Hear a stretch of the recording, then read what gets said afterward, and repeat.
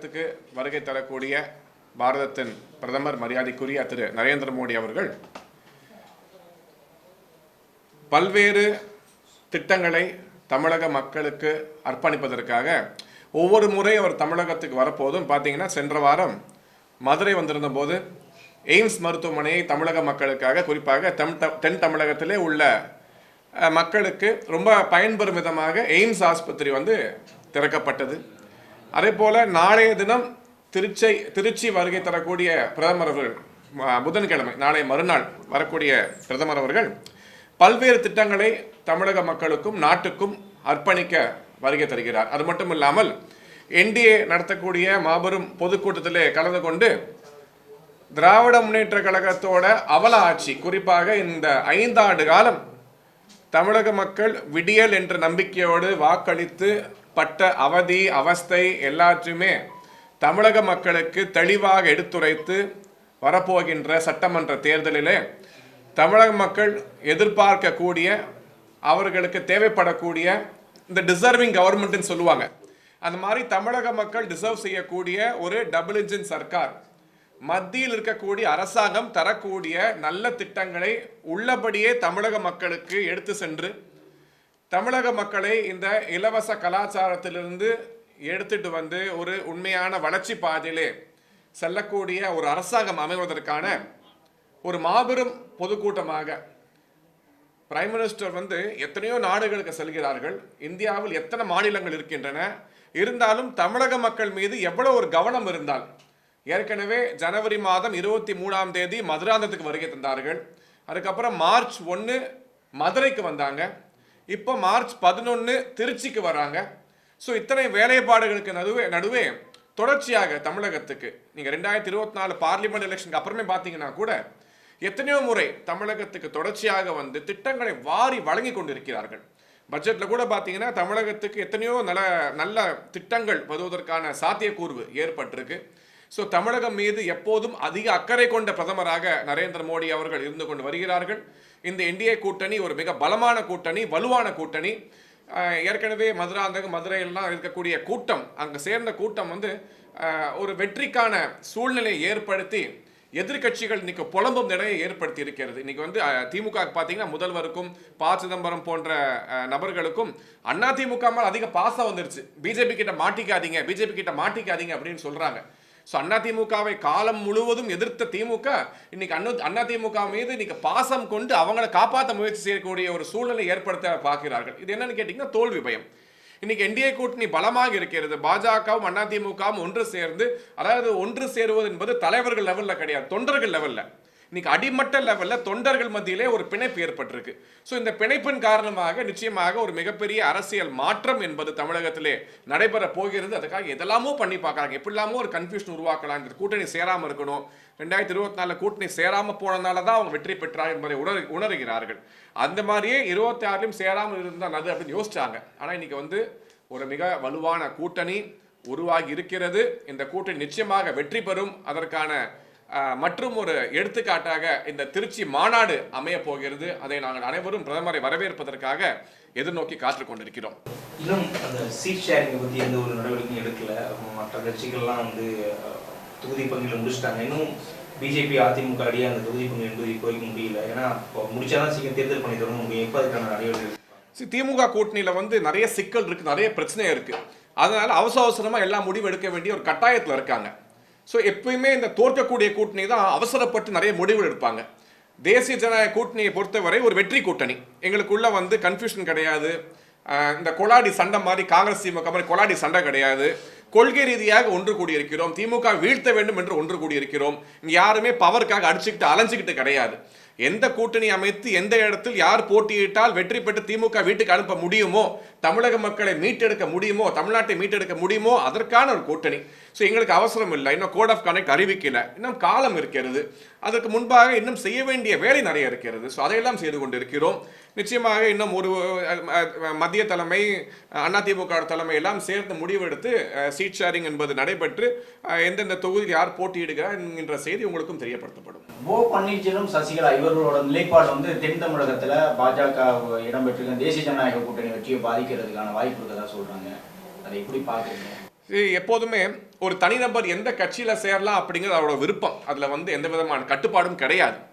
ஆனால் ஒரு முன்னாள் முதலமைச்சரோட நம்பிக்கையை பெற்று அவருக்கு தகுதி இருக்கிறதோ இல்லையோ ஒரு முதல்வராக அவரை அமர வைத்து அழகு பார்த்த இயக்கத்தை, கட்சியை, காலம் முழுவதிலும் திமுகவை எதிர்த்த ஒரு இயக்கத்துக்கு முதல்வராக இருக்கக்கூடிய, அந்த கட்சியிலிருந்து முதல்வராக இருக்கக்கூடிய வாய்ப்பை பெற்ற ஒரு நபர் இன்று வந்து பதவிக்காக, சுயநலத்துக்காக வெளியே சென்று இன்னொரு கட்சியில, குறிப்பாக முழுவதும் அவர் எதிர்த்த இயக்கத்தில் இன்னைக்கு உறுப்பினராக சேருகிறார் என்றால் அதற்கான விடை என்ன என்பதை மக்கள் அறிவார்கள். இன்னைக்கு வந்து சுயநலம் எவ்வளவு முக்கியமா ஒருத்தருக்கு ஆயிடுச்சுன்னு சொல்லி மக்கள் பார்த்து கொண்டு இருக்கிறார்கள். ஸோ இவருக்கான வெற்றியா தோல்வியா என்பதை நிர்ணயிக்க போவது காலமும் மக்களும். ஸோ காலமும் மக்களும் இதற்கான பதிலடியை திரு ஓ பன்னீர்செல்வம் அவர்களுக்கு நிச்சயமாக கொடுப்பார்கள். அவர் திமுகவில் சேர்ந்தது அவருக்கு ஒரு மிகப்பெரிய சாபக்கேடாக அமைய போகிறது. பிரைம் மினிஸ்டர் இங்கே வந்தாலே எலெக்ஷன் நேரத்துக்கு தான் வந்து பிரைம் மினிஸ்டர் இங்கே வருவார், சும்மா சாதாரண விஷயத்துக்கு வரதில்லை. அது இல்லாமல் இவங்க கூட்டணி பெருசாக ஜெயிக்கிறதுக்கு இங்கே வாய்ப்பு இல்லை. நிறைய வந்தாலும் நிறைய பொய்கள் வந்து பிரைம் மினிஸ்டர் சொல்கிறாரு அப்படிங்கிறத சீஃப் மினிஸ்டரே சொல்கிறாரு. ஸோ 2024 தேர்தல் முடிந்த காலகட்டத்திலிருந்து எத்தனை முறை பாரத பிரதமர் தமிழகத்திற்கு வந்திருக்கிறார் வர்சஸ் நீங்கள் கூட்டணியில் இருக்கக்கூடிய காங்கிரஸ் கட்சியின் முக்கிய தலைவரான ராகுல் காந்தியோ கார்கேயோ எத்தனை முறை தமிழகத்துக்கு வந்திருக்காங்க அப்படின்னு சொல்லி நீங்க கம்பேர் பண்ணி பார்த்தாலே தெரிஞ்சிடும் தமிழகம் மீது எந்த கட்சிக்கு அக்கறை அதிகமாக இருக்கிறது சொல்லி. இன்னைக்கு வந்து காங்கிரஸ் கட்சி என்பது ஒரு பர்செப்ஷனுக்காக தான் நீங்க கூட வச்சிருக்கீங்களே தவிர இன்னைக்கு காங்கிரஸ் மீது உங்களுக்கு அக்கறை கிடையாது. 63 சீட்ல ஆரம்பிச்சு இன்னைக்கு 27 சீட்டுக்கு இன்னைக்கு வந்து கட்சி அடகு வைத்த நிலைமையில் தான் உங்களோட கூட்டணியில் இருக்காங்க. ஆனா பிரதமரை பொறுத்தவரை தமிழகம் மீது அதிக அக்கறை கொண்டு தொடர்ச்சியாக வந்துட்டு இருக்காரு. ஸ்கீம்ஸ் கொடுத்துட்டே இருக்காங்க. நீங்க வந்து தமிழகத்துக்கு வந்தாலும் வராவிட்டாலும் மத்தியில் இருந்தாலும் கூட திட்டங்கள் வரிசையாக இன்னைக்கு வந்து செமிகண்டக்டருக்கான புதுசா இன்னைக்கு பிளாட்ஃபார்ம் உருவாக்குறாங்கன்னா அதுல அதிகமாக பயன்பெறக்கூடிய ஒரு மாநிலம் தமிழகம். ஆனால் இங்க இருக்கக்கூடிய மாநில அரசாங்கம் அதை உள்வாங்கிக் கொண்டு மத்திய அரசாங்கத்தோடு இணக்கமாக செயல்படக்கூடிய சூழ்நிலையில இல்லை. அவங்களுக்கு அந்த மனநிலை இல்லை. ஸோ தமிழகத்துக்கு தேவை, அதனால தான் இந்த டபுள் இன்ஜின் சர்க்கார் தேவைன்னு சொல்றோம். டபுள் இன்ஜின் சர்க்கார் வரும்பொழுது மாநில அரசாங்கம் முழு ஒத்துழைப்பை மத்திய அரசாங்கத்துக்கு கொடுக்கக்கூடிய சூழ்நிலையிலே தமிழகத்துக்கான வளர்ச்சி என்பது, இளைஞர் மேம்பாடு என்பது அதிகமாக இருக்கும், பெண்கள் பாதுகாப்பு என்பது அதிகமாக இருக்கும். இதை உறுதிப்படுத்தக்கூடிய ஒரு சூழ்நிலை இருக்கிறோம். இன்னைக்கு முதல்வர் அவர்கள் இங்க இருக்கக்கூடிய பிரச்சனைகளை, இப்ப நம்ம இன்னைக்கு இன்டர்வியூ பிரஸ் மீட் நடந்துட்டு இருக்கு, ஒரு 2 மணி நேரத்துக்கு முன்பாக செய்தியை பார்த்தீங்கன்னா கிருஷ்ணகிரியில ஒரு 70 வயது முதியவரை கொலை செய்து 60 வயது மூதாட்டியை வந்து இன்னைக்கு பாலியல் வன்கொடுமை செஞ்சிருக்காங்க. ஸோ இந்த பாலியல் வன்கொடுமை என்பது தமிழகத்தில் வந்து ஒரு கலாச்சாரத்தில் அங்கமாக திமுக மாற்ற முயற்சி செய்து கொண்டிருக்கிறது. ஸோ அதை மாற்றி அமைக்க வேண்டும். இன்னைக்கு இந்த தவறுகளை எல்லாம் மறைப்பதற்காக, இன்னைக்கு தமிழகத்தில் இருக்கக்கூடிய போதை கலாச்சாரத்தை மறைப்பதற்காக, இன்னைக்கு ஊழல் குற்றச்சாட்டுகள் அமைச்சர்களோட கழுத்தை நெரிச்சிட்டு இருக்கு, அதை மறைப்பதற்காக, இங்க இருக்கக்கூடிய சூழலை மறைப்பதற்காக பிரதமர் மீது குற்றச்சாட்டு, மத்திய அரசாங்கம் மீது குற்றச்சாட்டு, ஹிந்தி திணிப்பு அப்படின்னு முதல்வர் பொய் மேல பொய்யா சொல்றார். ஆனா எத்தனை பொய் சொன்னாலும் எடுபடக்கூடிய தேர்தல் இது கிடையாது. இந்த தேர்தல் என்பது தேசிய ஜனநாயக கூட்டணிக்கான தேர்தல். அதை மக்கள் நிர்ணயம் செய்து முடிவு செய்து விட்டார்கள். சார், அதிமுக மேல இப்போதைக்கு என்ன பாசம் சொல்லி கேக்குறீங்க? தொடர்ச்சியாக திராவிடம் தான் வந்து ஆட்சி செஞ்சுட்டு வருது. அந்த விதத்துல வந்து திராவிடம் வந்து வழி தவறி போயிடக்கூடாது அப்படிங்கிற முறையிலையும் நிறைய கருத்து சொல்லலாம் இல்லையா? அவ்வளவு அக்கறைலாம் திமுக கிடையாதுங்க. அவ்வளவு அக்கறை இருந்திருந்தா இன்னைக்கு வந்து அன்றைய தினமே எம்ஜிஆர் இந்த கட்சியை உதறி தள்ளிட்டு வந்து தனி கட்சி ஆரம்பிச்சிருக்க மாட்டார். திரு எம்ஜிஆர் அவர்களுக்கு, புரட்சி தலைவருக்கு தெரிஞ்சிருக்கு திமுக தமிழகத்துக்கு ஒரு சாபக்கேடு இருக்கக்கூடாது அப்படிங்கிறதுனால தான் அன்றே கட்சி ஆரம்பிச்சு ஆரம்பித்ததிலிருந்து 3 முறை தொடர்ச்சியாக வெற்றியும் பெற்று வந்தார். இப்ப கூட தமிழகத்தை அதிகமாக ஆண்ட கட்சி அதிமுக தான். இன்னைக்கு திமுக வந்து பொய்னாலும் புரட்டினாலும் ஆட்சியை வந்து அமர்ந்தார்கள். ஆனா இன்று வரை தமிழகத்துக்கு அவர்கள் கொடுத்த வாக்குறுதியை கூட நிறைவேற்ற முடியாத கட்சியாக இருந்து கொண்டு வருகிறார்கள். ஸோ இதெல்லாம் தாண்டி இன்னைக்கு அதிமுக மீது இத்தனை வருட காலமாக எதிர்த்து வந்தீங்க. இன்னைக்கு தான் உங்களுக்கு பாசம் வருது. பாசம் என்பது உங்களுக்கு முதல்ல இருந்தா பரவாயில்ல. இன்னைக்கு வரைக்கும் எதிர்த்து இயக்கம், இந்த 4.5 ஆண்டுகளாக எதிர்த்து இயக்கத்து மீது திடீர்னு ஒரு 2 வாரமா மட்டும் உங்களுக்கு ஏன் பாசம் வந்திருக்குன்னா அதுதான் தோல்வி பயம். நீங்க அந்த 5000 ரூபாய் அறிவித்ததே தோல்வி பயம் தான். அதை தாண்டி இன்னைக்கு அதெல்லாம் நீங்க மக்கள் எடுபடலை. ஏன்னா மக்களுக்கு புரிஞ்சிருச்சு, நீ 5000 ரூபாய் கொடுத்துட்டு 10,000 ரூபாய்க்கு ஃபைன் போடுவீங்கன்னு மக்கள் உணர்ந்து விட்டார்கள். எப்படி மாசம் 1000 ரூபாய் கொடுத்துட்டு நீங்க கரண்ட் பில்லை ஏற்றி, பால் விலை ஏற்றி, பஸ் கட்டணத்தை ஏற்றி அந்த மக்களுக்கு வந்து 2000 ரூபாய் அதிகமாக பில்லு போட்டீங்க, 5000 ரூபாய் கொடுத்தீங்கன்னா 10,000 ரூபாய்க்கு பில்லு போடுவீங்கன்னு மக்கள் முடிவு செய்து விட்டார்கள். ஸோ உங்க 5000 ரூபாய் எடுபடலை. அதனால இப்போ வந்து அதிமுக பாஜக கூட்டணியை நீங்க வந்து எப்படி வந்து வலுவிழக்க வைக்கலாம் அப்படின்னு சொல்லி முயற்சிக்காக பேசுறீங்க. அதுவும் எடுபட போறது கிடையாது. நீங்க வந்து திமுகவை பொறுத்தவரை ஒரு டெட் வெயிட் தான் தமிழகத்துக்கு. ஒரு நாம்கேவாஸ் தேர்தலாக தான் நம்ம பார்க்கிறோம். ஏற்கனவே பிஜேபி வந்து அதாவது தேசிய ஜனநாயக கூட்டணி மக்கள் வந்து வெற்றி கூட்டணியாக முடிவு செய்து விட்டார்கள். அதை தாண்டி எலெக்ஷன் அப்படிங்கிறது நடத்த வேண்டிய ஒரு ஜனநாயக கடமை. அந்த கடமையாக தான் பார்த்து இப்போது எலெக்ஷன் நடக்க போகிறது. இப்போ திருமாவளவன் வந்து ஈரானுக்கு சப்போர்ட் பண்ணி வந்து பிரைம் மினிஸ்டர் சப்போர்ட் பண்ணல, இந்தியன் கவர்மெண்ட் சப்போர்ட் பண்ணல அப்படிங்கிற மாதிரி ஒரு கருத்து தெரிவிச்சிருக்காரு. எப்படி பார்க்குறீங்க? யார் தெரிவிச்சிருக்காங்க சார்? திருமாவளவன் அண்ணன் திருமாவளவன் அவர்கள் ஆபரேஷன் சிந்தூர் டைம்ல வாயை திறக்கல. அதாவது இந்தியாவுக்கு ஆதரவாக வாயை திறந்து பாகிஸ்தானை கண்டிப்பதற்கு எந்த போராட்டமும் முன்னெடுக்கவில்லை. ஸோ இந்திய திருநாடு மீது இல்லாத அக்கறை அண்ணனுக்கு ஈரான் மீது இருக்கிறது. இன்னைக்கு ஈரான் மீது யார் வார் தொடுக்கிறான்னா இன்னைக்கு அமெரிக்காவும் இஸ்ரேலும் போர் தொடுக்கிறார்கள். உண்மையிலே அண்ணன் திருமாவளவனுக்கு அவ்வளோ அக்கறை இருந்தா நான் கூட அண்ணனுக்கு ஃப்ளைட் டிக்கெட் போட்டு கொடுக்குறேன், அவர் அமெரிக்கா போய் இஸ்ரேல் போயோ ஆர்ப்பாட்டம் செய்யணும். அதை விட்டுட்டு சென்னையில் வந்து பேட்டி கொடுத்துக்கிட்டு இன்னைக்கு அவருக்கு இருக்கக்கூடிய நெருக்கடியை இன்னைக்கு வேங்கை வாயில போயிட்டு அங்க இருக்கக்கூடிய மக்களுக்கு குரல் கொடுக்க தைரியம் இல்லாமல் இங்கே நடக்கக்கூடிய நேற்று கூட சிவகங்கையில் நடந்ததுக்கு லாக்அப் டெத் 27 லாக்அப் டெத்துக்கு அதிகமாக சென்று கொண்டு இருக்கிறது. அதை பற்றி வாய் திறக்க வந்து வழி இல்லாமல் இன்னைக்கு எல்லாத்தையும் மறந்து விட்டு ஸோ பாலிடிக்ஸ்ல வந்து எப்போதுமே நம்ம இருக்கோம் அப்படின்னு காட்டிக்கொள்வது அவசியம். அவருடைய இருப்பை காட்டிக்கொள்வதற்காக இன்னைக்கு ஈரானை பற்றி பேசக்கூடிய நிலைமைக்கு தள்ளப்பட்டிருக்கிறார்கள். ஆனால் இந்தியாவில் இருக்கக்கூடிய இஸ்லாமிய சகோதரர்கள், அதாவது நாட்டின் மீது பற்று உள்ள உண்மையான இஸ்லாமிய சகோதரர்கள் கூட இந்த நடிப்பை நம்ப தயாராக இல்லை. இந்த நடிப்பு எடுபட போவதில்லை. அண்ணன் திருமாவாகட்டும் கமலஹாசன் ஆகட்டும் கதை வசனம் எல்லாம் சினிமாவோடு சரியே தவிர மக்கள் பார்வைக்கு உண்மையான அரசியலிலே அதெல்லாம் எடுபடாது என்பதை நீங்கள் புரிந்து கொள்ள வேண்டும். சிலிண்டர் விலை உயர்த்திருக்கீங்க, அதை எப்படி பாக்குறீங்க? மக்கள்லாம் வந்து கொந்தளிச்சா இருக்காங்க அப்படின்னு கேட்காங்க. திராவிட முன்னேற்ற கழகம் தேர்தலுக்கு முன்பாக ஒரு மிகப்பெரிய வாக்குறுதியை கொடுத்தார்கள். அதாவது சிலிண்டர் மானியம் என்று பொய் சொல்லி, மாணவர் கடன் ரத்து என்று பொய் சொல்லி, நீட் ரத்து என்று பொய் சொல்லி ஆட்சிக்கு அமர்ந்து வந்திருக்கிறார்கள். மத்திய அரசாங்கத்தை பொறுத்தவரை இந்த சிலிண்டர் விலை, பெட்ரோல் விலை என்பதெல்லாம் ஒரு அரசாங்கம் தனியாக நிர்ணயிக்கக்கூடிய விஷயம் கிடையாது. இது வந்து குளோபல் எக்கானமியை பொறுத்து இருக்கிறது. இன்னைக்கு வந்து ஒரு வார் இருக்கக்கூடிய சூழ்நிலையிலே குறிப்பாக இந்த பெட்ரோல் தயாரிக்கக்கூடிய, கேஸ் தயாரிக்கக்கூடிய, சிலிண்டர்கள் தயாரிக்கக்கூடிய இந்த ஜிசிசி பகுதி என்று சொல்லக்கூடிய நாடுகளிலே இன்னைக்கு வந்து ஒரு போர் மூண்டிருக்கக்கூடிய சூழ்நிலை இருக்கிறது. அப்படி இருந்தாலும் கூட இந்திய திருநாட்டிலே பெட்ரோல் விலை, டீசல் விலை ஏறாமல் பார்த்து கொண்டு மக்களுக்கு வந்து பாதிப்பு இல்லாமல் இருக்கக்கூடிய ஒரு அரசாங்கத்தை மத்திய அரசாங்கம் பாதுகாப்பான ஒரு அரசாங்கம் மக்களுக்கு ஒரு பாதுகாப்பான ஒரு சூழ்நிலை ஏற்படுத்தி கொண்டு இருக்கிறது. இதுக்கு காரணம் நமது பாரத பிரதமர் திரு நரேந்திர மோடி அவர்கள். ஸோ எப்பயுமே வந்து எலெக்ஷனை வைத்தெல்லாம் வந்து மக்களுக்கு வந்து ஏமாற்றுவதற்காக விலையை குறைக்கிறதும் ஏற்றுவதும், அதான் சொன்னால திமுக மாதிரி 5000 ரூபாய் எலெக்ஷனுக்காக தூக்கி அள்ளி வீசும். ஏன் போன வருஷம் கொடுக்குறது 5000 ரூபாய் இப்போ மட்டும் கொடுக்குறீங்க? லாஸ்ட் இயர் கொடுத்துருக்கலாம், அதுக்கு முந்தின வருஷம் கொடுத்துருக்கலாம். எப்போதும் இல்லாத அக்கறை திடீர்னு வந்து நீங்கள் 5000 ரூபாய் கொடுத்துருக்கீங்க. ஸோ அந்த மாதிரி மக்களுக்கு வந்து கண்கட்டி வித்தை காட்டி மேஜிக் ஷோ காட்டுறதுலாம் பிஜேபிக்கு பழக்கம் கிடையாது. என்ன சூழ்நிலையோ அந்த சூழ்நிலைக்கு ஏற்பதான் சில விஷயங்கள் நடைபெற வேண்டும். ஆனாலும் இன்னைக்கு இன்ஃப்ளேஷன் அப்படின்பது, விலை உயர்வு என்பது உலக நாடுகளை பார்க்கும் பொழுது இந்தியாவில் தான் கம்மியாக இருக்கிறது. அதுக்கு ஒரு மிகப்பெரிய பாராட்டினை நமது தமிழகத்தை சார்ந்த பாரதத்தின் நிதியமைச்சர் திருமதி நிர்மலா சீதாராமன் அவர்களுக்கு நம்ம நன்றிகளை தெரிவிக்க வேண்டும். விலை உயர்வு பெருசாக இல்லாமல் இன்ஃப்ளேஷன் வந்து கட்டுப்படுத்தி கொண்டு ஒரு நல்லாட்சியை கொடுத்து கொண்டு வருகிறார்கள். இந்த விலை உயர்வு என்பதை இல்லாமல் பார்த்துக் கொள்வது மத்திய அரசாங்கத்தோட தலையாய கடமையாக எடுத்து செயல்படுத்தக்கூடிய அரசாங்கம் மீது சொந்த பிரச்சனையும் மக்களுக்கு அதிமுக பாஜக கூட்டணியில தமிழக வெற்றி கழகம் சேர போறதா ஒரு தகவல் வருது. இன்னும் 2 நாள்ல அமித்ஷா போயிட்டு ஒரு விஜய் சந்திக்க போறதா ஒரு தகவல் வருது. ஸோ எப்போதுமே ஒரு வெற்றி கூட்டணி அப்படின்னு வந்துருச்சுன்னா எல்லா கட்சியும் அங்கே போய் சேர்றாங்க அப்படி நியூஸ் வர்றது வந்து ஒரு சகஜமான விஷயம்தான். அப்படித்தான் இப்போ இருக்கக்கூடிய சூழ்நிலையிலே தேசிய ஜனநாயக கூட்டணியில் நிறைய கட்சிகள் வந்து இடம்பெற வாய்ப்பு இருக்கிறது அப்படிங்கிற செய்திகள் உலவரதை நாம் பார்த்து கொண்டு இருக்கிறோம். ஸோ யாரெல்லாம் வந்து சேருவார்கள் அப்படிங்கிறதுக்கு, ஏன்னா உங்களுக்கு நாமினேஷன் பண்ணுற மினிட் வரைக்கும் டைம் இருக்குது. ஸோ யார் வேணாலும் சேரலாம்.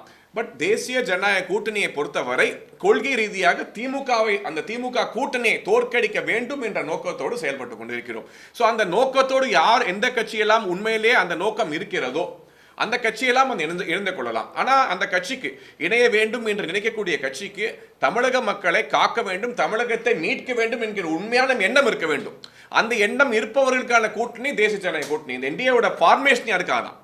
இந்த என்டிஏவோட அலையன்ஸ் ஃபார்ம் பண்ணியிருக்கதே. ஸோ கொள்கை ரீதியாக எங்களுக்குள்ள வந்து முரண்பாடு இருக்கலாம், ஆனால் ஒரே ஒரு காமன் ஃபேக்டர், அந்த காமன் ஃபேக்டர் என்னன்னா திமுகவை தோற்கடிக்க வேண்டும், மக்களுக்கு வந்து நல்லாட்சி கொடுக்க வேண்டும். ஸோ அந்த எண்ணம் எந்தெந்த கட்சிகளாக இருக்கோ அந்த கட்சியெல்லாம் வந்து சேர வேண்டிய இடம் என்டிஏ. அதில் யார் வராங்க அப்படிங்கிறது அவங்க முடிவெடுக்க வேண்டும், கட்சியின் தலைமை முடிவெடுக்கும். சார், காங்கிரஸ் வந்து 60க்கு மேற்பட்ட சீட்டு கேட்டதா நீங்க சொல்றீங்க, ரொம்ப புதிய தகவலா இருக்குது. அப்படி காங்கிரஸ் நிர்வாகிகள் யாருமே சொல்ல, மூத்த தலைவர்களும் சொல்லல.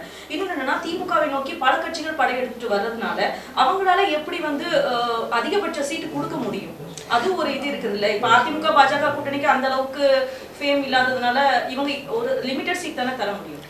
60 சீட்டை வந்து இந்த தேர்தலில் காங்கிரஸ் கேட்குற சூழ்நிலையில் இல்லை. ஏன்னா காங்கிரஸுக்கான வலு இன்னைக்கு தமிழகத்தில் இல்லை என்பது அவர்கள் உணர்கிறார்கள். ஆனால் 2011 காங்கிரஸ் தமிழகத்தில் எத்தனை இடங்களில் போட்டியிட்டாங்க, 2016 எத்தனை இடங்களில் போட்டியிட்டாங்க, 2021 எத்தனை இடத்துல போட்டியிட்டாங்க. ஒரு கட்சின்னு இருந்தால் ஒவ்வொரு தேர்தலையும் அவங்க போட்டியிட்ட இடத்தை விட அதிக இடங்களில் போட்டியிட்டு அந்த மாநிலத்திலே அவர்கள் தடம் படிக்க மக்களுக்காக சேவை செய்யக்கூடிய இயக்கமாக இருக்க வேண்டும். அதான் ஒரு கட்சிக்கு அழகு. ஆனால் காங்கிரஸை பார்த்தீங்கன்னா 60லேருந்து 40ஆக மாறி 20ல் வந்து நிற்கிறாங்க இன்னைக்கு.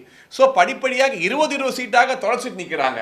அண்ணன் திருமாவளவன் கூட தேர்தலுக்கு தேர்தல் எப்படி 6 சீட்டு வாங்கி நின்றுறாரு.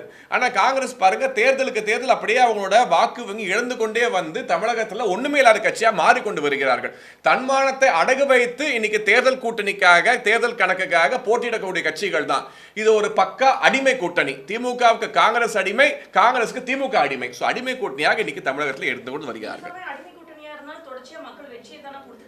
நீங்க வந்து 2024 பொறுத்தவரை இன்னைக்கு வந்து ஒரு ஸ்பிளிட் இன்னைக்கு இருக்கக்கூடிய என்டிஏ இன்னைக்கு இல்லை. இந்த என்டிஏ 2024 இருந்திருந்தாலே அவளுக்கு புரிந்திருக்கும் எவ்வளவு பெரிய ஒரு இமாலய வெற்றியை என்டிஏ கூட்டணி தமிழகத்திலே பெற்று இருக்கும் அப்படிங்கிறது புரிஞ்சிருப்பாங்க. அன்னைக்கு ஒன்று சேர முடியாத சூழ்நிலை. ஆனால் இன்று ஒன்று சேர்ந்து இருக்கிறோம். இந்த ஒன்று சேர்ந்த எங்கள் பலம் என்பது 2026 மக்களுக்கு நிரூபித்து ஒரு நல்லாட்சி, மக்களாட்சியை நிச்சயமாக தமிழகத்திலே மக்களுக்கு. தலைவர் விஜய் மேல ஒரு குற்றச்சாட்டு 3 நாளா போயிட்டு இருக்குது. குறிப்பா அந்த கட்சியை சார்ந்த பெண் நிர்வாகிகளை அவர் சில விஷயங்களை தவிர்த்திருக்கலாமா பொது நிகழ்ச்சிக்கு போகையில அப்படிங்கிற மாதிரி சொல்றாங்க. அந்த வீடியோவை எப்படி பாக்குறீங்க? இப்ப அவருக்கு எதிராக எழுந்திருக்கக்கூடிய அந்த குற்றச்சாட்டுகள் எப்படி இருக்காங்க? சரி, பப்ளிக் லைஃப்ல இருக்க ஒரு பர்சனுக்கு பிரைவேட் லைஃப் என்பது ஒரு மிகப்பெரிய கேள்விக்குறியாக இருக்கும்.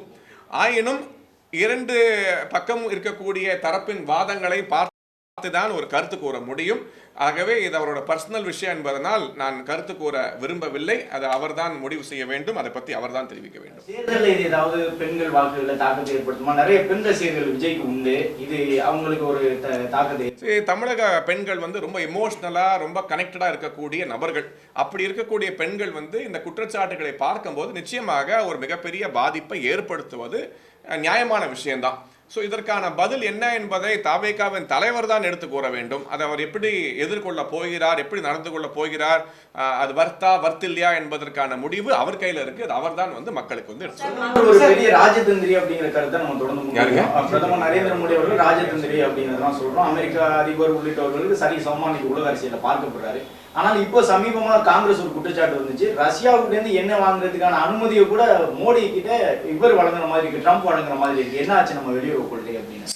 20% இந்தியாவோட ஆயில் நம்ம வாங்குவது ரஷ்யால தான் தொடர்ச்சியாக இன்று வரை இருந்து கொண்டு வருகிறது. எப்போதுமே நம்ம அதிகப்படியான எண்ணெய் என்பதை இந்த கல்ஃப் கண்ட்ரீஸ்லாம் வாங்கி கொண்டு வருகிறோம். ஸோ ரஷ்யாவில் வந்து இப்போதும் கூட நம்ம வந்து வாங்குவதை நிறுத்தவில்லை, வாங்குவதை குறைத்து கொண்டு இன்னும் அதிகப்படியான எண்ணெயை, ஏன்னா ஏற்கனவே நம்மளுக்கு வந்து கொடுத்தக்கூடிய, நம்மளுக்கு எந்த கண்ட்ரியில் வாங்கினா நம்மளுக்கு விலை கம்மியாக கிடைக்குமோ, இந்திய நாட்டில் இருக்கக்கூடிய மக்களுக்கு பலன் அதிகமாக கிடைக்குமோ அந்த பாலிசி தான்.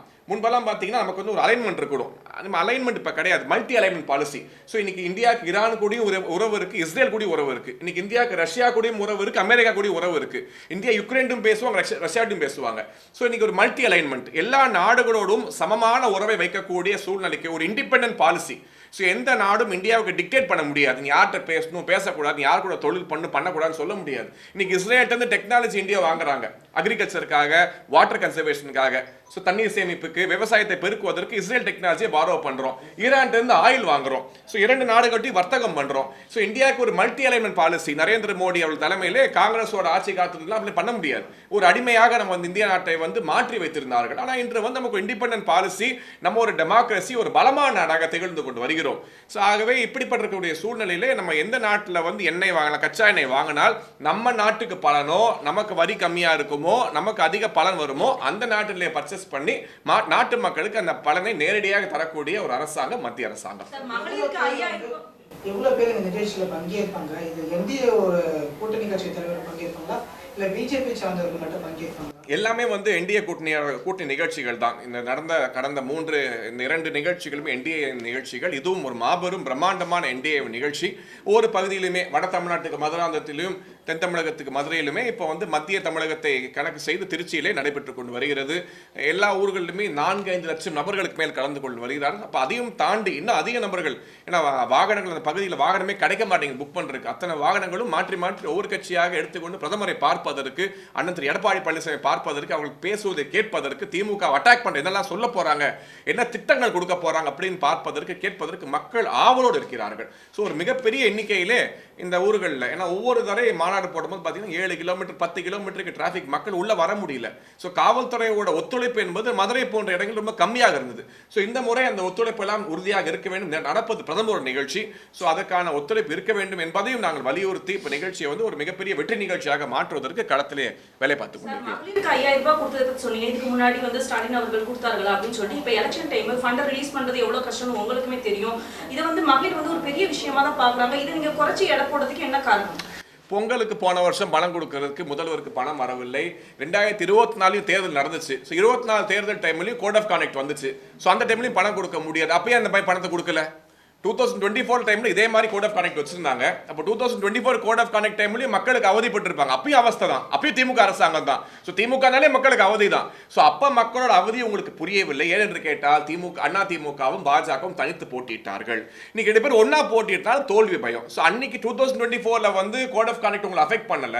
ஆனா 26 வரப்போகின்ற கோட் ஆஃப் கான்டக்ட் டேட் அறிவிப்பதற்கு முன்பாகவே தோல்வி பயத்தின் காரணமாக மட்டும்தான் மக்கள் மீது அக்கறை கொண்டில்ல, தோல்வி பயத்தின் காரணமாக மட்டும்தான் நீங்கள் பணம் கொடுத்தீர்கள். இதுதான் உண்மை. இதை மக்கள் மறுபடியும் சொல்றேன். மக்களுக்கு தேவை இன்று இலவசத்தை தாண்டி நல்ல கல்வி, வேலை வாய்ப்பு, நல்ல சுகாதாரம், மருத்துவ வசதிகள், நல்ல வேலை வாய்ப்புகள், டெவலப்மெண்ட், இதான் மக்கள் பார்க்க ஆரம்பித்து விட்டார்கள். இலவசம் என்பதெல்லாம் தாண்டி மக்கள் போயிட்டாங்க. ஸோ திமுக காரன் எவ்வளவு காசு கொடுத்தாலும் வாங்கிப்பாங்க, ஓட்ட போட மாட்டாங்க. மக்கள் தெளிவாக இருக்கிறார்கள். அவர்களுக்கு நல்லாட்சி, லாங் டேர்ம்ல வந்து செய்யக்கூடிய ஆட்சி, இளைஞர்களுக்கு மேம்பாடு, போதை கலாச்சாரத்துடன் விடுபட வேண்டும், பெண்கள் பாதுகாப்பாக நிம்மதியாக இருக்க வேண்டும் என்ற நோக்கத்துக்கு மக்கள் வந்து விட்டார்கள். ஸோ எத்தனாயிரம் பணம் கொடுத்தாலும் இதெல்லாம் ஈடு செய்ய முடியாது. ஒரே நாடு ஒரே வெளியிட்டிருந்தார். விஜயுடைய அந்த தேர்தல் வாக்குறுதிகள் வெளியிட்டிருந்தாரு.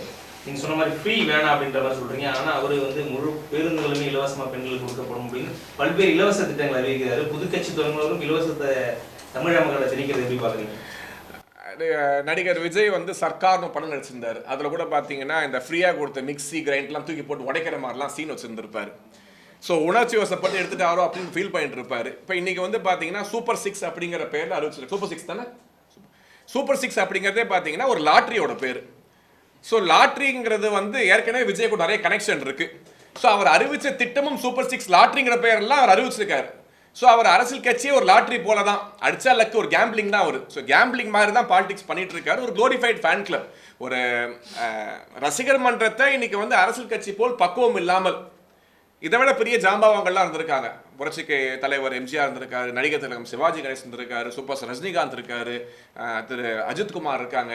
இவங்களுக்கெல்லாம் இன்னும் மிகப்பெரிய ரசிகர் பட்டாளம் இருந்தாலும் கூட அந்த ரசிகர் பட்டாளத்தை சரியான முறையிலே ஒழுக்கப்படுத்தி, ஒரு கட்சி நிகழ்ச்சியில கூட மக்களை ஒழுக்கப்படுத்தி அவர்களுக்கான பாதுகாப்பை உறுதி செய்ய முடியாத ஒரு இயக்கம் தமிழகத்தோட பாதுகாப்பை எப்படி உறுதி செய்யும்? ஒரு சின்ன குழந்தைய தூக்கிட்டு வராங்க ஒரு மீட்டிங்க்கு, அந்த ரசிகரை கண்டித்து இந்த மாதிரி நடக்கக்கூடாது அப்படின்னு கூட சொல்ல முடியாத ஒரு தலைவர் எப்படி வந்து நாளைக்கு மக்களுக்காக குரல் கொடுப்பார் அப்படிங்கிற ஒரு கேள்வி எல்லாரும் மனசுலையும் இன்னைக்கு வந்து இருக்கு. அந்த ஒரு வீடியோ நிறைய பேர் பார்த்துருப்பீங்க. ஒரு சின்ன குழந்தைய வந்து தூக்கிட்டு இருந்திருப்பாங்க. அந்த குழந்தை கீழே நிறைய மிதிச்சுட்டு மேலே போறாங்க. ஒரு சின்ன குழந்தை, பெண் குழந்தை. ஸோ அப்படி வந்து ஒரு பக்குவம் இல்லாத ஒரு அரசியல் கட்சியாக இருந்து கொண்டு வருகிறார்கள். இன்னைக்கு வந்து அள்ளி வீசுறாரு. தாலிக்கு தங்கம் கொடுப்பாங்க உட்காந்து. ஆனால் ஒரு பவுன் அப்படிங்கிற ஒரு பவுனுக்கு எவ்வளோ விலை, ஒரு பவுன் விலை எவ்வளோன்னு கூட திரு விஜய் அவர்களுக்கு தெரியுமான்னு தெரியல. ஸோ அதுக்கு ஒரு பவுன் அள்ளி வீசுறாரு. இப்போ நீ 1000, 2000, அப்புறம் 2500 அப்படிங்கிறாரு. ஸோ இன்னைக்கு வந்து வாய்க்கு வந்த வாக்குறுதி அடிச்சு விட்டுருக்காரு. ஸோ ஒருத்தங்க வந்து ஜெயிக்க முடியாத முடிவாயிருச்சுன்னா என்ன வேணா சொல்லலாம். அந்த விதத்திலே இன்னைக்கு ஒரு ரெலவன்ஸுக்காக, குறிப்பாக அவர் மீது இருக்கக்கூடிய கரையை போக்குவதற்காக அன்னைக்கு வந்து மீடியா டென்ஷன் டைவர்ட் பண்றதுக்காக பேசியிருப்பாரோ அப்படின்னு தோணுது. இதெல்லாம் சீரியஸா பேசினாரான்னு தெரியல. சார், இப்போ ஒரே நாடு ஒரே தேர்தல் பேச்சே எடுக்காத நேரம் இந்த நேரத்தில் வந்து சிஎம் வந்து ஒரு ஸ்டேட்மெண்ட் கொடுத்துருக்காரு. என்னன்னா இப்போ ஒரு நோயை குணப்படுத்துறதுக்கு அதை விட கொடுமையான ஒரு மருந்தை கொடுக்கறதுக்கு சமம் அப்படின்னு சொல்லி ஒரு ஸ்டேட்மெண்ட் கொடுக்குறது. அதான் முதல்வர் அவர்கள் தற்போது தமிழகத்திலே இருக்கக்கூடிய அரசியல் சூழ்நிலையை மறைப்பதற்காக அவர் கையில் எடுக்கக்கூடிய ஆயுதம் பார்த்தீங்கன்னா ஹிந்தி எதிர்ப்பு, ஒரே நாடு ஒரே தேர்தல், இதெல்லாம் வந்து ஒரு காமன் டெம்ப்ளேட், திமுக டெம்ப்ளேட். அவங்க எப்படிலாம் டைவர்ட் பண்ணும் அப்படிங்கிறதுல ஜித்து கில்லாடிங்க அவங்க. ஸோ அதை தான் தற்போது செய்து கொண்டு வருகிறார்கள். இன்னைக்கு தமிழகத்திலே நிலவக்கூடிய பெண்களுக்கான எதிரான வன்கொடுமைகள், போதை கலாச்சாரம், இந்த வரிசையாக இருக்கக்கூடிய ஸ்கேண்டல், அதாவது கரப்ஷன் ஸ்கேண்டல், இன்னைக்கு பகுதி நேர ஆசிரியர்கள் போராட்டம், செவிலியர்கள் போராட்டம், தூய்மை பணியாளர்கள் போராட்டம், ஒவ்வொரு கவர்மெண்ட் ஸ்டாஃபாக ரோட்ல இறங்கி இன்னைக்கு போட ஆரம்பிச்சிட்டாங்க திமுக எதிராக. எந்த கவர்மெண்ட் ஸ்டாஃப்லாம் பேக் பண்ணி இன்னைக்கு ஆட்சிக்கு வந்தாங்களோ அதே கவர்மெண்ட் ஸ்டாஃப் திமுக எதிராக போயிட்டாங்க. ஸோ அவர்களுக்கு எதிரான ஒரு மனநிலை ஏற்பட்டு இன்னைக்கு தமிழகத்தில் திமுகவுக்கு மிக எதிரான ஒரு சூழ்நிலை நிலவி கொண்டு இருக்கிறது. ஸோ இந்த சூழ்நிலையை மறைப்பதற்காக குறிப்பாக லாக்அப் மரணங்கள், லாக்அப் டெத்து, ஜாதி ரீதியான மரணங்கள் தமிழகத்தை உலுக்கி கொண்டிருக்கின்றன. நீங்க பெரியாரை பத்தி அவ்வளவு பேசுவீங்க, ஆனா ஜாதி ரீதியாக அதிக கொலைகள் நடக்கக்கூடிய மாநிலமாக தமிழகம் மாறிக்கொண்டு வருகிறது. இன்னைக்கு நாங்க நேரில் ரோட்ல உட்காந்து காஃபி குடிக்கிறவங்க கூட வெட்டுறாங்க. ஒரு பிசிக்கலி சேலஞ்ச்டு பர்சன், அவருக்கு கூட இன்னைக்கு வந்து இன்னைக்கு இது கிடையாது, பாதுகாப்பு, அவரை கூட வெட்டிட்டு போறாங்க. ஸோ இந்த சூழ்நிலையை மறைப்பதற்காக என்ன வேணா பேசுவார் இன்னைக்கு திரு முதல்வர் மு க ஸ்டாலின் அவர்கள். எதை வேணா பேசி திசை திருப்பதற்கான ஒரு முயற்சி தான் இது. ஆனால் இது எதுவுமே நான் மறுபடி சொல்றேன், இந்த பொய்களோ புரட்டுகளோ இந்த தேர்தலை பொறுத்தவரை எடுபட போவது கிடையாது. Okay sir, thank you.